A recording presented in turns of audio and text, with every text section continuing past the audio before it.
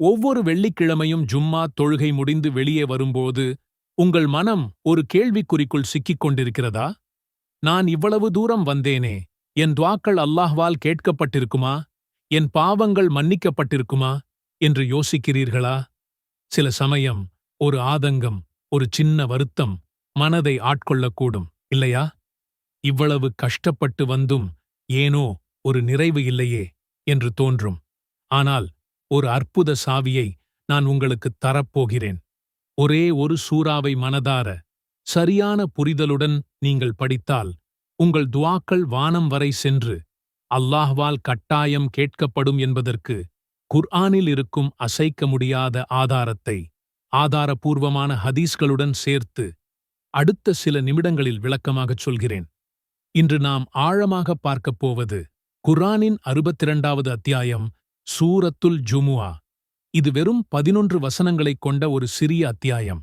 ஆனால் இதன் ஒவ்வொரு வசனமும் வெள்ளிக்கிழமையை ஒரு சாதாரண நாளாக அல்லாமல் ஒரு புனிதமான மகத்தான வாய்ப்பாக மாற்றுகிறது. உங்கள் துஆக்கள் அங்கீகரிக்கப்படும், உங்கள் பாவங்கள் மன்னிக்கப்படும், உங்கள் குடும்பத்தில் அமைதியும் செல்வமும் நிறையும். இது அல்லாஹ்வின் வாக்குறுதி. அதை நாம் எப்படி பெற்றுக்கொள்வது என்பதைத்தான் இன்று பார்க்கப் போகிறோம். சூரத்துல் ஜுமுஆவின் 9வது வசனம் நம் வாழ்க்கையின் மிக முக்கியமான ஒரு வழிகாட்டலை நமக்குத் தருகிறது. அதில் அல்லாஹ் மிகத் தெளிவாகச் சொல்கிறான், ஈமான் கொண்டவர்களே, ஜுமுஆ உடைய நாளில் தொழுகைக்காக நீங்கள் அழைக்கப்பட்டால் வியாபாரத்தை விட்டுவிட்டு அல்லாஹ்வை தியானிக்க பள்ளிக்கு விரைந்து செல்லுங்கள். நீங்கள் அறிபவர்களாக இருப்பின் இதுவே உங்களுக்கு மிக மேலான நன்மையுடையதாகும். இது வெறும் வாய்மொழி கட்டளையாக மட்டும் பார்க்காதீர்கள். இது அல்லாஹ்வுக்கும் நமக்கும் இடையிலான ஒரு மகத்தான ஒப்பந்தம். ஒரு ஒப்பந்தம் என்றால் என்ன? நாம் ஒரு விஷயத்தைச் செய்தால் அதற்கு பிரதிபலனாக அல்லாஹ் நமக்கு இன்னொன்றைத் தருவான் என்பதுதானே? இங்கு அல்லாஹ் நம்மிடம் கேட்பது, நாம் உலக ஆதாயங்களை ஒரு சில மணி நேரங்களுக்கு ஒதுக்கி வைத்துவிட்டு அவனது அழைப்பிற்கு செவிசாய்ப்பதைத்தான்.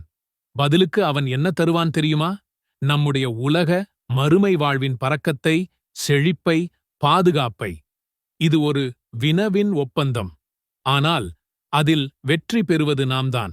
நபி ஸல்லல்லாஹு அலைஹி வஸல்லம் அவர்கள் கூறினார்கள், யார் ஜுமாவை விட்டு வியாபாரம் செய்கிறாரோ அவருக்கு கிடைக்கும் லாபம் இரட்டிப்பாகும். ஆனால் யார் தொழுகைக்கு செல்கிறாரோ அவருக்கு 100 மடங்கு அதிகம். இந்த ஹதீஸை சற்று ஆழமாக யோசித்துப் பாருங்கள்.